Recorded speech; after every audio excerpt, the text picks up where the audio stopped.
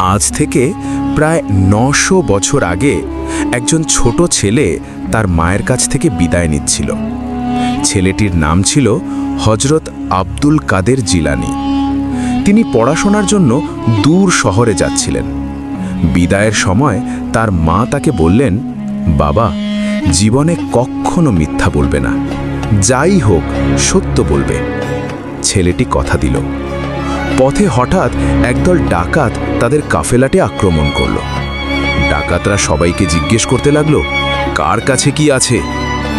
এক ডাকাত ছোট ছেলেটিকে জিজ্ঞেস করল, তোর কাছে টাকা আছে?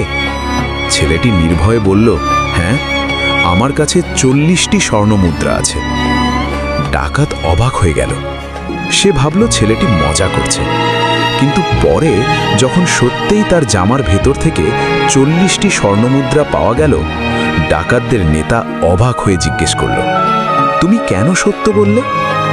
ছোট ছেলেটি শান্তভাবে বলল, আমি আমার মাকে কথা দিয়েছি, আমি কখনো মিথ্যা বলবো না।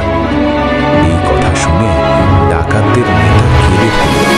সে বলল, একটি ছেলে তার মায়ের কথা রাখতে পারে, আর আমি এত বছর আল্লাহর কথা ভেঙে চলেছি। সেই দিনই ডাকাতদের দল তওবা করল। এভাবেই ছোট বয়সেই হজরত আব্দুল কাদের জিলানী হয়ে উঠলেন আল্লাহর প্রিয় বান্দাদের একজন।